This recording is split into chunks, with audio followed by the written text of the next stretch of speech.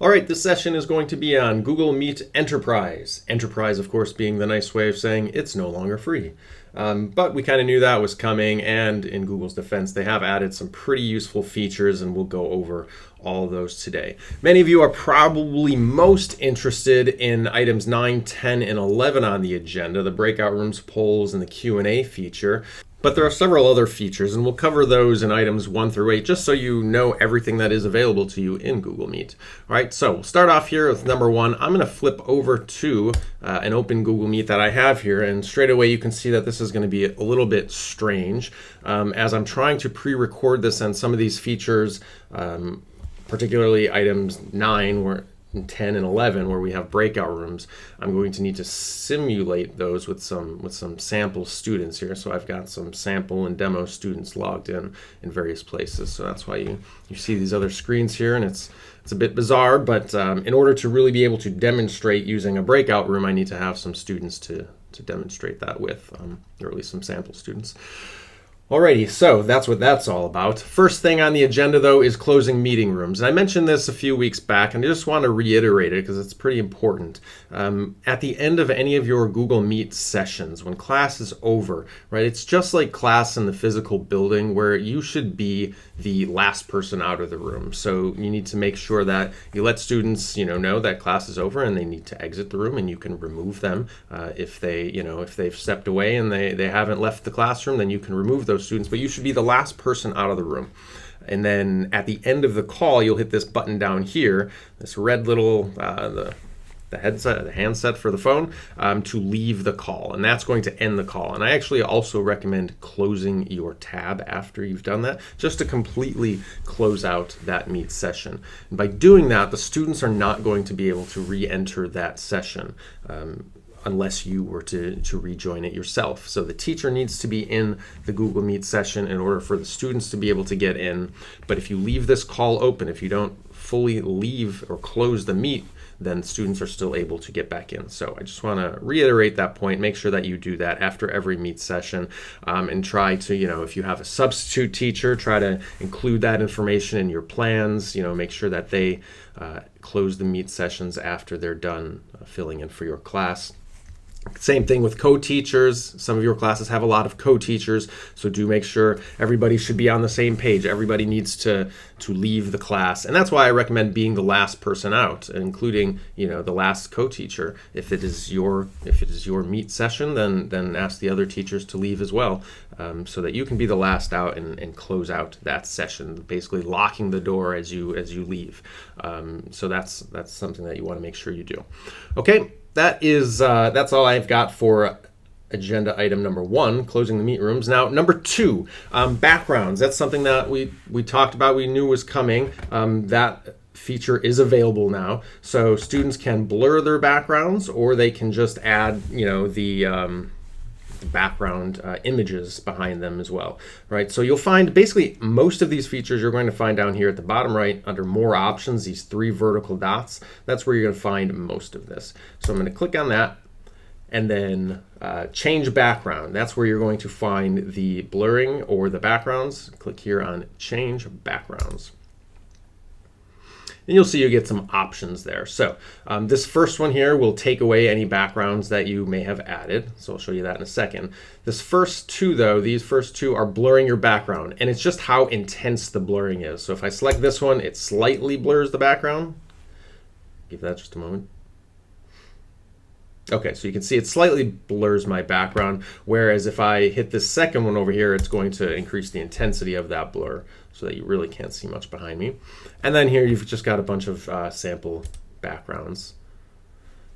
And they're fine. They're going to cut off bits of the students' heads and your heads. So I mean, that's just the way that technology works at the moment. So it's imperfect, but it achieves the main goal of if the student doesn't want their background showing, then they have these options available to them, right? And of course, to turn that off, just the circle with the line through it will achieve that. So that is the background feature.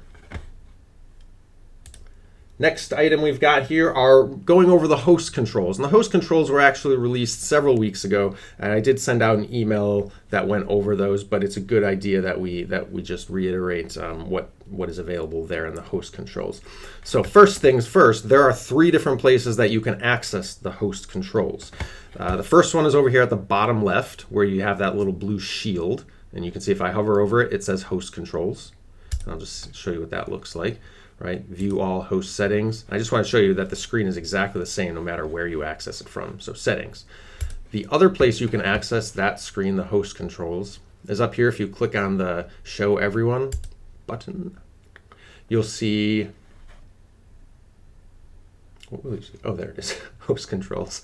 Click on host controls, and if you click view all host settings, see, this is the exact same screen that we just saw. And then the last place is these 3 vertical dots and settings. And once again, you get that same screen. So you've got several options here. So I'll just go through these one by one. First one is audio.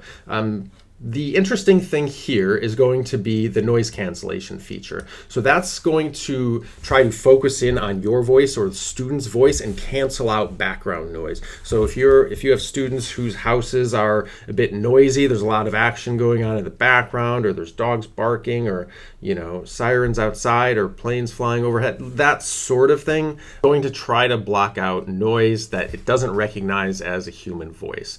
It's imperfect, so by default it's turned off because maybe you find it a little too intrusive. Maybe you find that it's blocking too much audio that you don't want it to. So by default it is turned off, but if you are in a situation where on that particular day it's just really noisy in the backgrounds, you can try that noise cancellation feature. Just toggle that on, and that will try to eliminate some of that background noise. Again, this is an AI type feature. It's not something that you can expect to work perfectly. So if you say, I turned it on, but I'm still hearing some background noise, there really isn't anything I can do to help with that. It's just it's a new experimental type of feature. So that's the noise cancellation feature, and you again find that in the settings under audio. Okay, next up is video. And the only thing I really want to mention here is that I do get a lot of emails about lagging connections and just things kind of moving slowly. One thing that you can try is going over here to the video settings, and you can try to degrade the quality of the video by lowering the resolution. Right, so by default it's set up to 720 high definition. You can degrade the quality of the video down to 360. And that might help slightly. It's just one of those things it's a troubleshooting option. If you're getting lagging connection, you can try, rather than turning off the video, you can try to just lower the quality of the video. Like, it might be a bit more pixelated, it might not be as clear, but it may help reduce some of that lagging. All right, so that's it for video. And last thing I'll mention, this is where most of the action is, are the host controls. So the host controls, there are these 3 main items. Quick access. Quick access means that the students can just join your Meet automatically. I assume most people are using quick access. They have it turned on. It is on by default. Quick access basically means that the link is, say, your students they access it from Clever or from Google Classroom directly or from within your Seesaw, and they click on the link and it lets them in so long as you are already there. If you flip it off, that means that when the students try to join, you're going to get a little pop-up on your screen that says, student A is trying to join, and then you have to let them in. Google is also working on putting together an entire list so you can bulk let in your class. You can just kind of scan that list and see, is there any non-Harvey 152 emails trying to join, or are there any students trying to join that aren't in your class at that time? And so you can deny those and then just bulk let everybody in at once. I don't know exactly when that is coming, but that's basically what the quick access is. And it is a useful thing if you have students trying to join your class that aren't supposed to be in those classes at a particular time.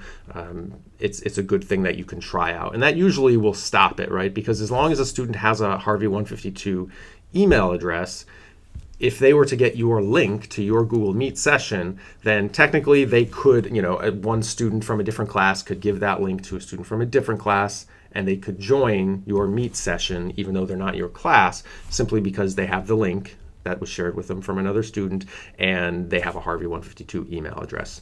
Whereas if you have this quick access turned off, that means that the student can still get your link and attempt to join your meeting, but you're going to get a little pop-up message that says, student B is trying to join your class, and you recognize that, well, that kid's not in my class, and so you just deny entry.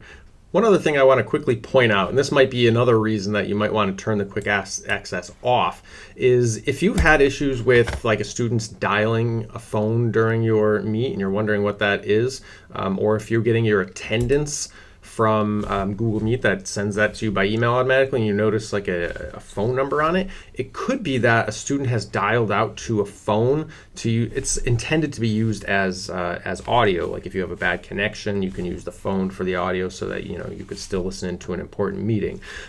Chances are that's not usually what it's used for. I doubt it's being used very much at all, but if you have had that sort of issue, by turning off the quick access, the students won't have this option anymore, right? Mine is off and I'll still have that option because I'm the meeting host, but the students wouldn't have, once you turn that quick access off, this option here to use the phone for audio wouldn't be available to the students anymore. So that's one other just little nuance to be aware of with the quick access.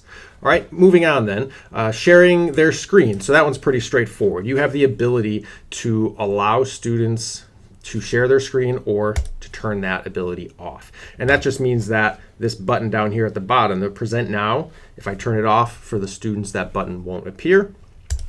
If you turn it on, the students would be able to present their screen if you had, presentations or something like that, right?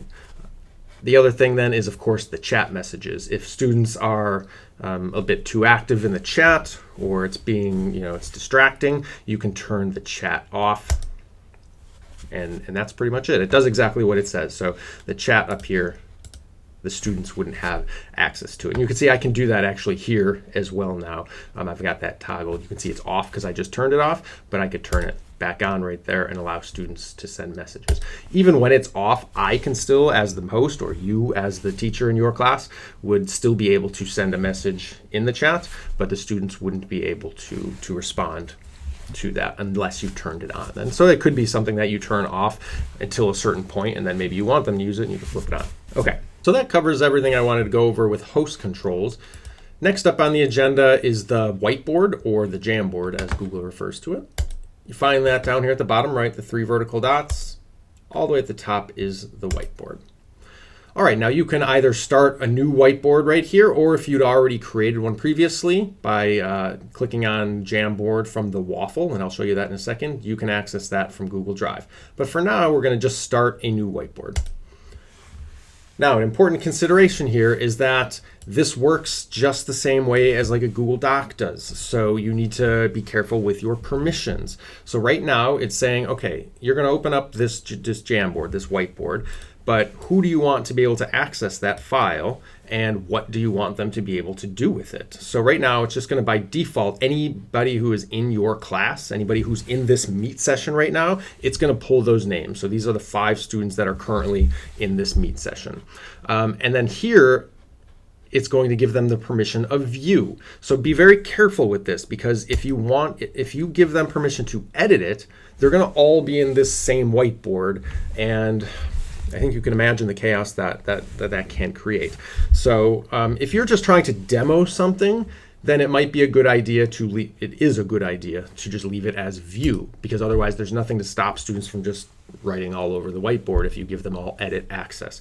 So that's just something to consider. By default, it's going to just pull anybody who's in the Meet right now. It's going to give them view permissions. So if you're trying to do this really quickly, you just hit send and you'd be set to go. If it was something that you wanted students to collaborate on, you would first probably want to set some norms beforehand, so that you can try to maintain some control over what they're doing to that whiteboard. But you would just flip this to edit if you wanted them to be able to edit it, and then click send, and it would give them edit access to that whiteboard. So in this case, I'm just going to leave it as view, and I'm going to click send. And so now my whiteboard opens up here. I'm going to move that down so it's fully in the screen. And if you were presenting your screen to your students as much as I am right now, right, you could include this, or you could expand the size of it so that it takes up a larger part of the screen. And then you can just demo as you would on Whiteboard in your classroom. So I'll just quickly go over some of the tools over here on the left-hand side. So you've got the pen. That is probably the one that you're going to use frequently, especially if you were doing, like, say, math problems. It might be something if you were doing, and something to keep in mind is that I'm using a mouse right now. If you try doing this on a trackpad, like the little mouse built into your Chromebook, say, this is going to be pretty challenging to use. So it's kind of up to you how useful you find this, but it might be something that it would be good, you know, if you wanted to demo some sort of math work. All right, so you get the point of what this could be useful for math, for example, right? So that's the pen tool, and I can change the color of the pen and things like that. I can change the width of the pen by making it a marker. So it's making it a paintbrush. So these are the tools that you would use, but more often than not, you're probably going to use the pen, right? The next one down the line is the eraser tool, and that basically just, if you've used Microsoft Paint, I mean, this is really the same concept. But rather than doing what I'm doing right now, if you're like, okay, I just gave my example and I want to just clear the whole whiteboard, you would use this clear frame so that you don't have to, like, this will get old real fast. So instead you would just hit clear frame, right? So the eraser tool itself would be if you just wanted to, why do I revert to spelling my name? If you just wanted to, you know, erase a small part. But if you wanted to clear the entire frame, clear frame would be the button to choose. All right, the next option here is the sticky note, and I'll come back to that one in just a second. But continuing on for now, adding images, you can add images to your whiteboard, so you can either upload them directly from your computer if you're on your PC or Mac at home, or if you are on a Chromebook or you have images stored in your Google Drive, you could go to your Google Drive and, you know, if you've got, let's see, pictures, right, and you can, you know, add in a picture directly from your Google Drive, right? And then, as with most pictures, you could click on the little corners there where you see the circle, and you can drag that to increase the size. This one here shows you that you can rotate it, so you can click on that, and I'm clicking and holding and just dragging, and that'll rotate it. And then, of course, when I hover my mouse near the sides of the picture, you can just drag it around to anywhere that you want. And then, of course, you could annotate around the picture. So you could probably come up with some use cases for that. All right, so that is for adding a picture. Let's clear the frame. Another option for adding pictures is maybe you don't have the picture yourself, but you want to search for an image using Google. You can select Google Image Search, and that way you can just search on Google to find a picture that you want. So one that I always kind of fall back on is the water cycle. You can search for the water cycle, and maybe you find a great image on the water cycle, and you can import that into your Jamboard. It just wants to let me rotate. There we go, right? And then you can have a conversation with students about the water cycle. So those are ways that you can add images to your Jamboard. All right, and this image is great, but maybe you want to then talk to the students about this image and put some notes down in more plain language. So for that, you might want to use this tool here, which is the text box. It's the box with a T in it. So if I click on the text box and I just click anywhere that I might want to type on the board, right, I can click on the little circle there in the corner to expand that text box to whatever size I want. And again, the rotate tool if you ever needed that. But so you might then be able to ask questions, say like, okay, so let's see, what causes the water to evaporate? And the students may, you know, say something like the heat.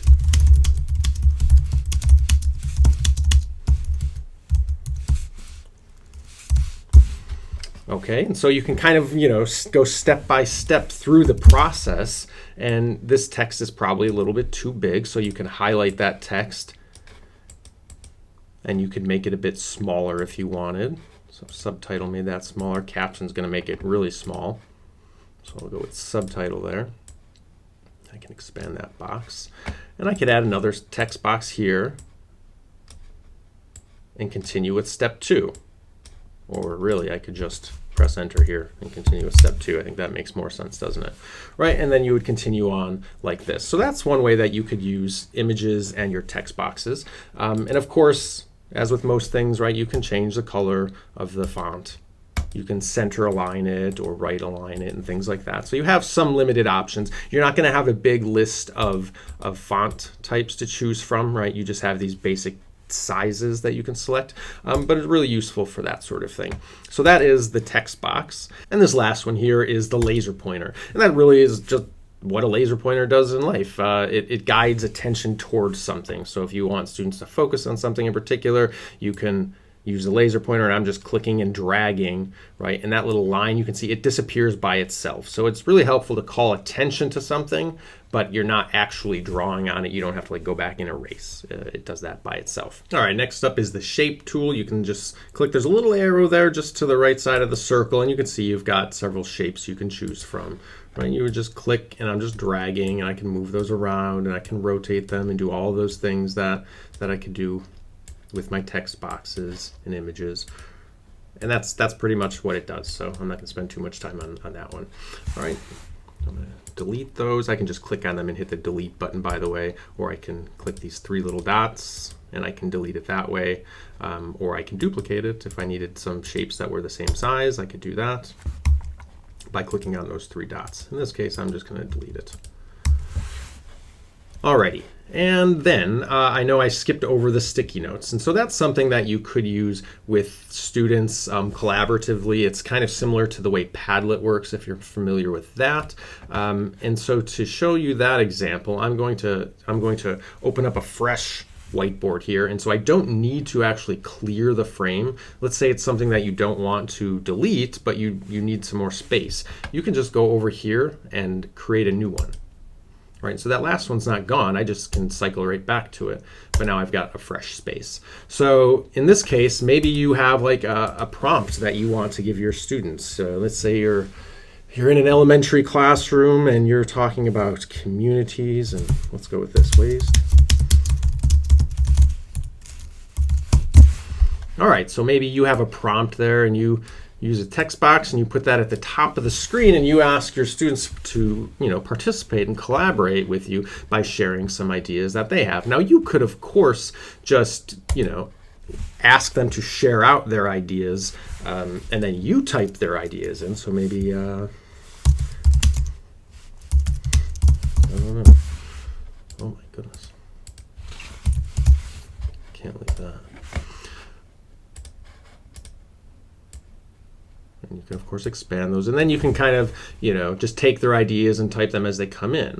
Or that might be an opportunity for you to let the students, create some sticky notes of themselves and add those to the Jamboard. Now, the obvious problem that you're going to have is that the way that we shared this is that we gave them only view-only permission. So we would need to change those permissions by going here to share. And this is exactly the same as you can tell as like Google Docs or any of the other apps. And I would need to change each student from viewer to editor, viewer to editor, viewer, and so on. And then I would click save. Now your other option is you can just create a fresh Jamboard, right? So you could have one Jamboard that you call, and by the way, this is where you name it up here at the top left. So let's say I wanted to call this 13 edit, because I gave them edit permissions for this one. And then you could just create a new Jamboard, right? Down here in your Google Meet, you could create a fresh one. And that other one's not gone, it's still over here. Hang on.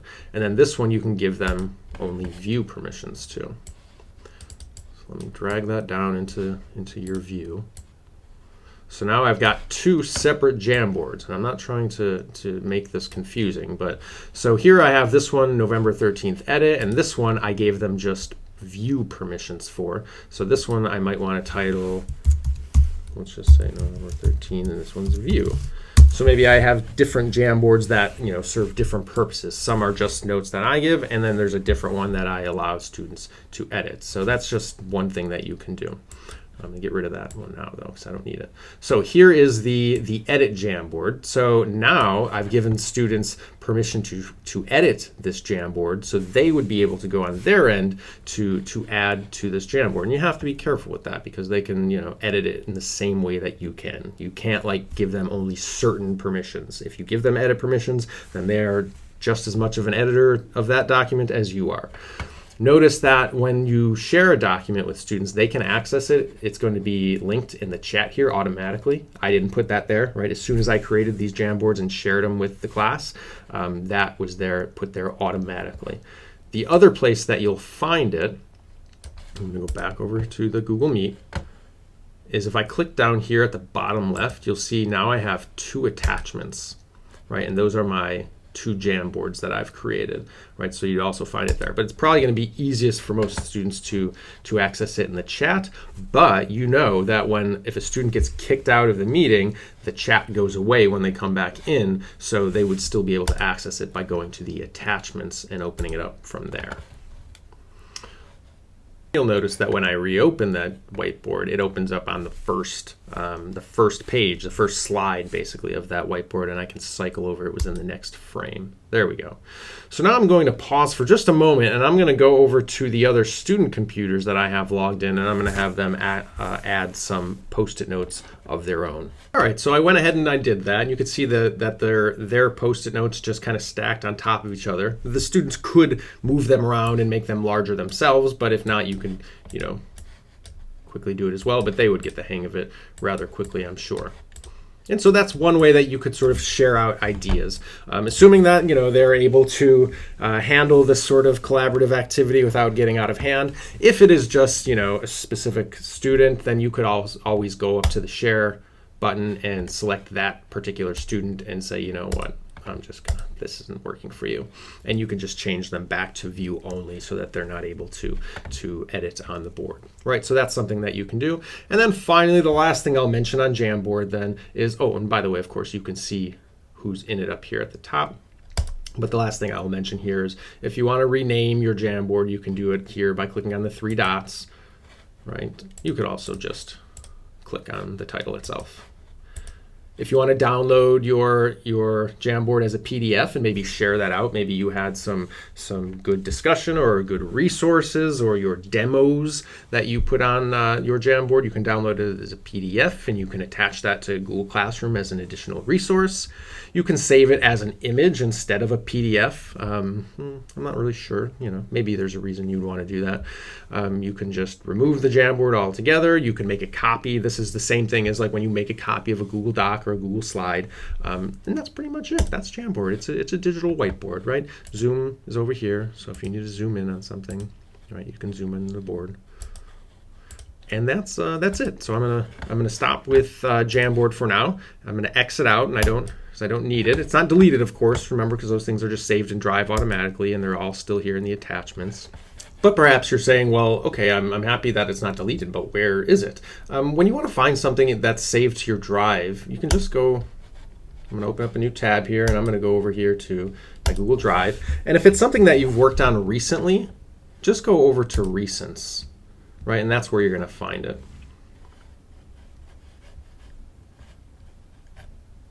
So the most recent things you've worked on for me are these Jamboards, as you would expect. So they're going to be at the furthest, you know, to the top left is going to be your most recent. It's going to kind of work its way down, snake its way chronologically down the line there. So that's how you could find those Jamboards and open them back up if you ever needed to find them in the future. If you know you have a really good one or you want to make sure you save it and you know exactly where it is, then I recommend creating folders. You know, so maybe you have a folder and you name it, you know, science, something like this, and then I could go back to my Jamboard and move to, and then I would select the Jamboard folder that I just created so I can put them all in one place. That's how I would definitely recommend doing it if it's something that you think you may want to refer to again in the future. All right, so there's Science Jamboards. I would just click on that and move here. So now if I went back to my Science Jamboards folder in my Google Drive, I would find that, that Jamboard that I just created. All right, but this is not a Google Drive demo, so I'm gonna stop with that for right now. This is the last thing I'm going to say about Jamboard. I mentioned that you could access it from the waffle. I just want to demo that quickly. Here's the waffle. You might need to scroll down for Jamboard, but it's this strange icon here, Jamboard. So that's where you could also access a Jamboard. It does not have to be in a Google Meet. All right, so that's Jamboard. I'm going to move on to the next agenda item, which is recording Meet classes. Okay, this one will be brief. You can do it. I guess that's now that it was something that we had as a feature, but it went away on September 30th or something like that. But now that it's an enterprise feature that we have available, so it's back. So you can just click on the three little dots, and you can click Record Meeting. You'll get this little pop-up that says make sure that people know that you're recording the meeting. So you would have to hit accept, and they'll know that you're recording because you'll get this record icon here in the top left-hand corner, right? And then if you finish your session, right, let's say you wanted to record a class, when you're finished, at least for the portion that you want to record, you just go back to the three dots and stop recording. Confirm that you want to stop recording, and that's going to save it automatically to your Google Drive. It's also going to send it to you as an email, so it'll be emailed to you as well. But again, it would also be in your Google Drive, and if it's something that you wanted to refer back to in the future, I would recommend doing exactly what I just demoed with those Jamboards, which is create a folder, move it into those folders, right? Otherwise, you're going to have a hard time finding it, weeks and months down the line, right? So that's it for recording classes. Next on the agenda is changing the layout. This isn't something that is brand new. It's been around for at least a month or so now, but that's again at the three dots, change layout, and it just gives you some different layout. So auto is the default here. If you much prefer to have tiled, you can have the tiled, and remember now that you can increase the number of tiles that are visible on the screen all the way up to 49. And that's pretty much it for layout, right? There are some other options I kind of glossed over there, but I don't use sidebar, spotlight, tiled. Auto kind of gives it the choice, and it's going to decide what it thinks is the most appropriate for the context. All right, next up, number 7, closed captions. You can add closed captions to your Meet just like you could, on the TV. It's going to interpret my words and display them on the screen. So I just click on the closed captions down there. And once this bar down at the bottom goes away, you're going to start to see my text. Unfortunately, that bar just kind of sits around and blocks it, but there it is now. All right, next up on the agenda, troubleshooting data. This is just something I want you to be aware that it exists, because I know a lot of people have kind of unwillingly been forced into this position of providing tech support. So when you're trying to troubleshoot issues with students, you can direct them to these sorts of things. So it's down here in more options, and if you go to troubleshooting and help, it's just going to give you some information. So the first bit of information is network stability, right? So it's going to give you the same tips that you've probably heard many times before, but move closer to your router, avoid things like streaming or gaming that are going to suck away on your internet connection. And it's going to give you a little, real-time stats on your delay. So if you're getting lots of delays, like what you'll see is this is pretty good right now. But if you have delays, right, you'll start to see those mountains start to appear, right? And that's pretty bad. There's not a ton it's not going to say, oh, how can I fix that for you now? Unfortunately, it's just giving you some information. So you can see, like, is it the connection? Or you can scroll down a bit. And so this first one here, connection, that's your internet. The second one down here, system load, that's your computer.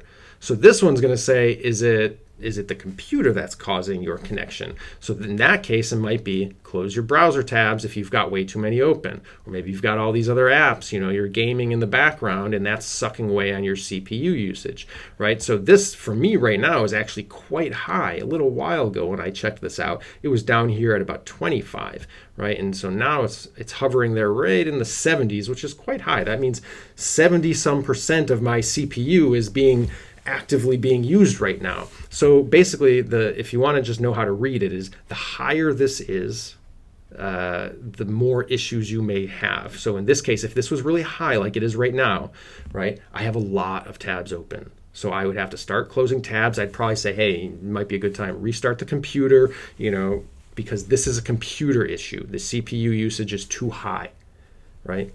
On the other hand, if you've got lots of mountains going here, then that means it's the connection that's the problem. That means it's an internet problem. Flat like this is perfect. This is what you want to see. That means you're not getting any delays.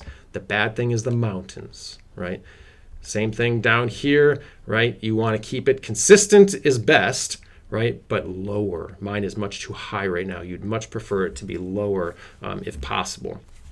So in this case, I would say, hey, you've got too many things running that are active. You need to close tabs, restart the computer, maybe clear the browser, cache and history, and that sort of thing. So this is just, it helps to lead you in the right direction to see what the issue may be. It's not going to fix it for you. It's going to tell you whether, though, it's a problem with the CPU, so with the computer itself, or with the network. So it's just something that's handy for you to know. All right, onward. Next item on the agenda. Oh, finally, we're at Breakout Rooms. So you've stuck with me and we're finally there, or you just fast forwarded me. But in any event, all right, let's get to it. So these features are not down here at the bottom, these next three, right? They're up here at the top, right? And so you've got your list of people in the meet, you've got your chat, and then you've got this new button here, which is the shapes. And that's where you're going to find breakout rooms. So you've got these three new options. These are the next three things that we're going to go over. So let's start with breakout rooms. It's actually, for all this build up, it's pretty straightforward to use. So I'm just going to click on breakout rooms. Up here at the top, I select how many breakout rooms do I want.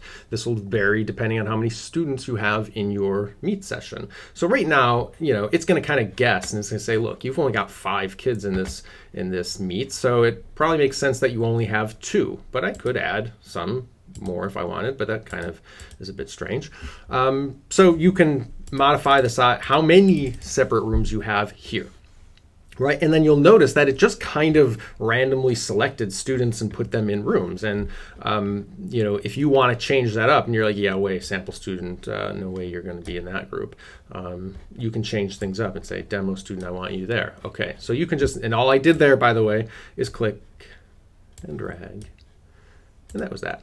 Right, so that's how you can manually adjust those rooms. Now, one big thing that to just be aware of, because I know it'll be a question, is can you save those groups? And the answer right now is unfortunately no. But I was told, or I heard, or more accurately, I Googled it and found some discussions over it from the Google support forums, is that they are working on that. So it's not a feature right now. So maybe you're like, oh, I have these groups assigned and I want to keep them, consistent, say for a certain period of time or a project or whatever case. Unfortunately, right now, that's not an option. So you do need to either it will by itself just create random breakout rooms, and then you can click and drag to adjust them as you see fit, right? And you can, if you have a student that gets kicked out of a meet or somebody who joins late, they'll be over here, and you can just drag them from the main call into your breakout room there, right? And you can call them whatever you want, right? You can give your breakout rooms different names if that's something that you want, the Nike group and the Reebok group down here maybe. All right, and so that's it. So now the rooms are created. Right now I just need to open them up. So now at this point, the students are all going to get a prompt on their screen that's going to ask them to join the breakout room. And you'll see that it's just over here, just kind of spinning and spinning because they haven't clicked on that join yet.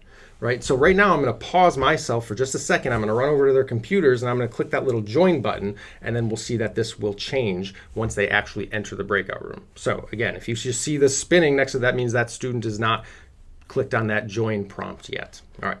Okay, so I just went and did that, and now you can see that those, the different tiles on the screen are now gone because these students aren't in this main call anymore, right? They're gone into their own separate rooms. And so now if I want to monitor what's happening in those rooms, I need to join these separate breakout rooms, right? So I'm going to click on join, and I'm going to leave the main call and join their breakout room. All right, so now I am here with the breakout room with sample student 2 and sample student.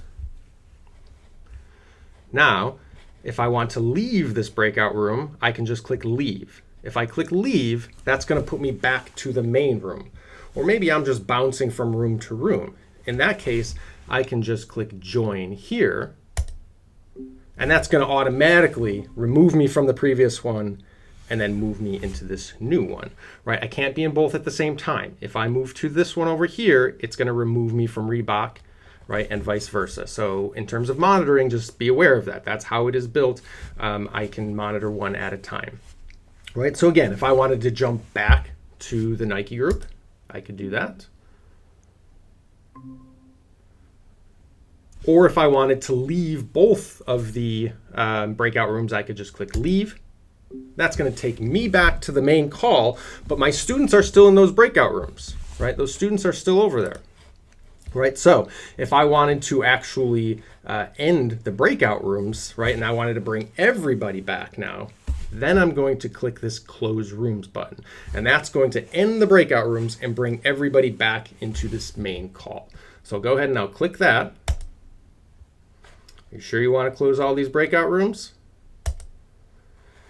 And what's happening is that's going to give them a 30-second warning because, you know, it's kind of, they may be in the middle of their discussion. So it's just an indication for them that it's time to wrap it up and you're going to be bringing them back into the main call at that point. So my breakout rooms have ended, but notice that my students aren't back into my main call.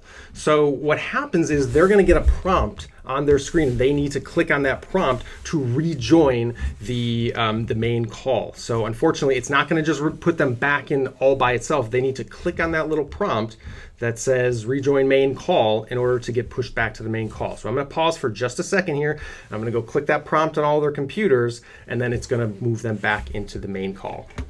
All right, so you can see that they're now all back in the main call. So we're all back together now, and that's it. That's how breakout rooms work. So a couple of things to be aware of, some questions that have come up. While your students are in their breakout rooms, it might be a good idea to disable the chat function because otherwise they're going to be essentially in their own rooms with this chat. And well, first of all, you're probably putting them in a breakout room so that they can interact and speak to one another rather than just chatting. But the other thing is that, you know, anything that is put into that chat, you're not going to be able to see when you go into it. It's kind of like if there's a chat going on in a Meet session and you join it late, you don't get anything above the time when you joined in. So if you go into a student's breakout room, anything that may have been in that chat before you entered it isn't going to be visible to you, even as the teacher. So that's just something to be aware of.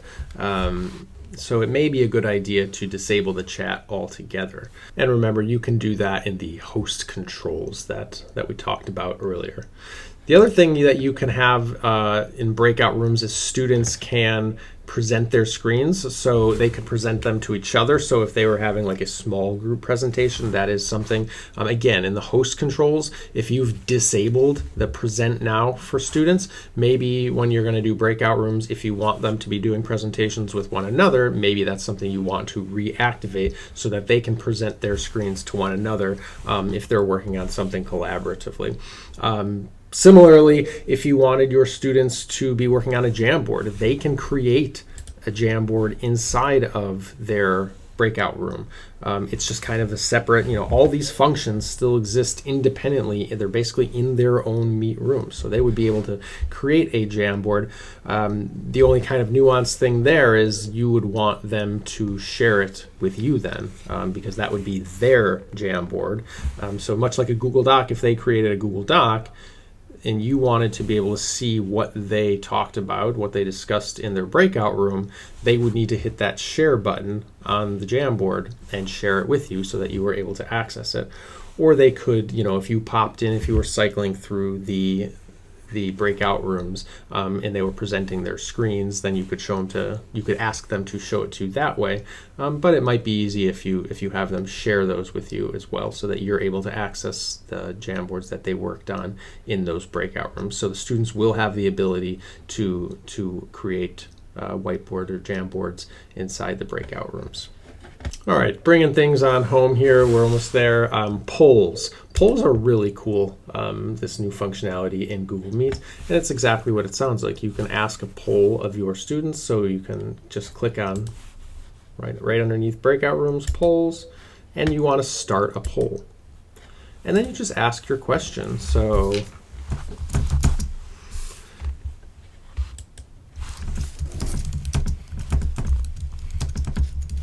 hopefully you have a more interesting question on this, but it's Friday. All right, and so you can take any kind of poll. You can add more options, of course, if you want. You could add as many options as you want by just clicking on this plus sign here, and there we go. All right, so now if I have my poll created and I have my question options, and let's say I'm like, I don't want to use that one, right? Just leave it those 3 choices. You can remove by hitting the minus sign right there. Let's say I've got my poll created. Maybe it's something that I create, at the start of class before students, have even come in. I can just go ahead and save that so that it's just ready for me to launch as soon as, everybody gets into the classroom. So everybody's there now, right? We've all said hello, and now I can launch that poll. So by launching it, that's what's going to make it available to the students. So I go ahead and I click launch. Now, you can see that it's now live, but you might expect that the students are going to get, some sort of prompt, on their screen, and they're not going to. It's just going to be a little notification, one of those, little green circles that's going to appear up here. Right, so you're going to have to direct them and say, all right, there's a poll question, and initially they're going to say like, oh, nothing on my screen, I don't see anything, and you're going to have to tell them like, no, it's over there where the polls are, it's by the triangle, square, circle icon, right, where they'll see that, and then if they click on the poll, then they'll see, and then they can vote on their answer, and you'll see the votes tallied here in real time, and so that's really nice, and you can show it to the students, right? If you toggle that on, it'll show everybody the results so that they could see it as well. Maybe you don't turn it on until after the results are in, so that doesn't impact people's decisions, but you can turn it on at the end so that they can see the results of the poll, and that's kind of a nice little way of having a bell ringer, or you could probably come up with some exit ticket ideas like that in using polls. So just a good tool to have handy and to get real-time data. And the nice thing about the data is that automatically any poll that you create during a Meet session is going to be sent to you by email right at the end of the session. So once you end that call, leave the call, then after just maybe a minute or so, you should get an email, and it's going to be a spreadsheet that has the poll results that you had sent out during that Meet session. So that's really nice. So you can sort of keep track of things. Like if it was an exit ticket, for example, and you wanted to kind of gauge understanding, then you could actually later on look through that data and see, what the results were. Was there, some general understanding, or is there something that needs to be revisited? So you can do that later by accessing the poll data. And you can create several polls, of course, right? I can click there and create another one. Right? If I don't need it anymore, I can just trash it. So that's basically polls. Quite simple, but it can be really a nice feature, pretty useful in the class. Right, and then finally Q&A. I think a lot of people have been relying on the chat for their Q&A, and but this is a better way of having questions asked, right? So if you do tell your students to like hold off, put your questions in the chat. But then you're saying like, but what if I disable the chat? This is actually a good option for you because you can disable the chat, right? So that students aren't just talking with one another and messaging one another, but you can keep the Q&A so that they're still able to ask questions and get answers. And it's much more organized than the chat. Whereas in the chat, it's kind of just you're skimming it and you're hoping you don't miss something, but it's not very organized, right? So the Q&A. Students can simply click this Ask a Question button. And I need to change this view, actually. I've got myself pinned up there.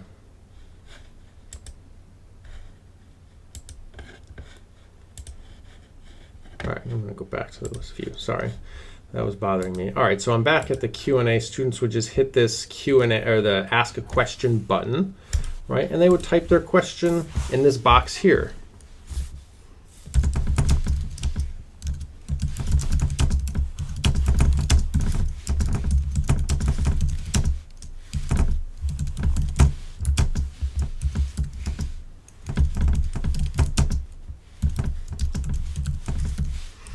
All right, so here's a question that a student may ask, and then they would just click Post.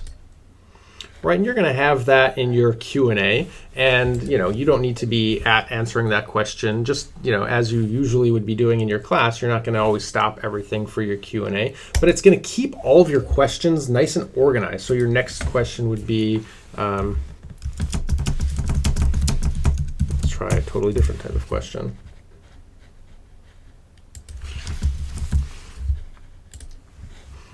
All right, so basically it's just going to keep, rather than like kind of this huge running list of chat that you will easily lose questions in and not be able to track them, this will be able to help you to keep all of your questions tracked and whether or not you've answered them and that sort of thing. So even if you go back to it, you don't need to be actively in Q&A. The students can go into it any time, and you can just make that one of your routines at the end of class or midpoint or whatever, to go in and check your Q&A, and then you can give your responses. So you can choose to, first you could mark them as hidden, so you can hide the question if you'd rather students not be able to see it.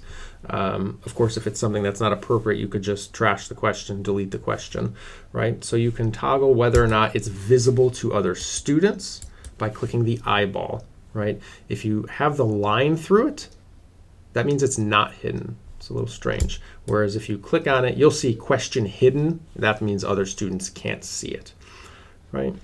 So then you'll go ahead and you'll address those questions and make sure, if you've answered the question, then you can simply mark as answered so that you know that you've answered that question.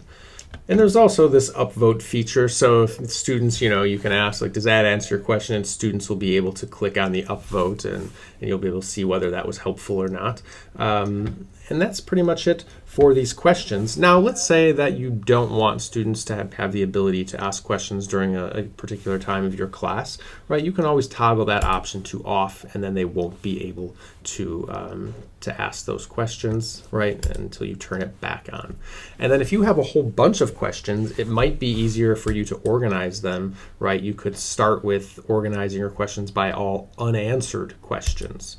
So that way, everything that you've already answered is going to go to the bottom, and then you're going to have all of your the questions that you haven't answered will be up at the top, right? The flip side of that is you would mark it. Let's go ahead and let's mark one of these questions as answered, right? So now, if I flip over to the answered ones, I should see this part here, and there it is, right? And the unanswered, I've just got that one there. So you can sort them like that as well. Or you could sort them by oldest question first. That's probably a good way of doing it. So those who asked the first questions, will go to the top of the list versus those who just asked one more recently. Popular, that's kind of an interesting one. So the number of questions that get upvoted by students, that will kind of move those questions closer to the top, so you'll know what questions students seem to be most interested in getting an answer for. So that's kind of cool. The other thing about the questions, just like the polls, you will get a spreadsheet sent to you at the end of your class period after you hit that leave call button, right? Give it a minute or so, but it's going to send you a spreadsheet, and you're going to have a list of the questions that were asked. It'll say, was it answered or not? So make sure if you answered it, click off yes, that you answered it, right? That's kind of a good thing if you say, like, well, you didn't talk about that. And you say, it's in the questions here that somebody asked, and it's marked that it was answered. It also seems to have some votes to it. So just, good for that. But I mean, really just so that you can see what types of questions were asked. If you've got a whole bunch of, a certain type of question asked in one of your class periods, then you might know that for one of your later class periods, that's something you need to, make more clear, or spend a little bit more time on, or something like that. So you will get those spreadsheets sent to your email as well. And that's it, right? That is the Q&A. The only thing that I haven't discussed is the attendance, and you've probably noticed that coming to your email inbox anyhow. But essentially with the Enterprise, we now have attendance functionality in Google Meet, so you'll get a report in a spreadsheet sent to your email after every session. So that means after you've ended a session by clicking the leave call button, you'll get a report sent to your email, and you'll have a list of the students that were in that session. You'll have the time that they joined, the time that they left, and the total amount of time that they were in the meet. So that's just great information, and that's going to come to your email automatically, again, after you've ended the session. And that's it. All right, that was a lot of information. Thank you for sticking around to the end. As always, if you have any questions at all or need any clarification on any of this, please just send me an email. I'd be happy to help out. All right, have a great day.